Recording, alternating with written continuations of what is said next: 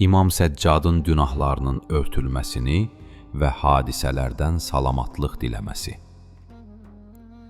İlahi, Muhammed və onun soyuna salam yetir və mənim üçün kəramət yatağı aç, rəhmətinə daxil et.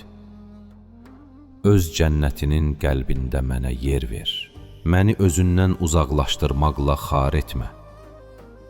Günahlarıma görə əzab vermə, rəftarıma görə çətinliyə salma. Sirrimi aşkar etmə, elmimi ədalət tərəzisi ilə ölçmə. Gizli xəbərlərimi görənlərin gözləri önündə aşkar etmə. Aşkar olduqda rüsvayçılığıma səbəb olacaq şeyləri onlardan gizli saxla. Məni hüzurunda xar edən şeyləri onlardan məxfi saxla. Razılığın sayəsində dərəcəmə şərəf bəxş et. Əffinlə ucalığımı kamilləşdir.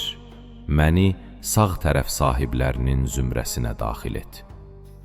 İman yollarını apar. Nicat tapanların sırasında qərar ver. Salihlərin məclisini mənim səbəbimə abad et. Duamı qəbul et, ey aləmlərin Rəbbi.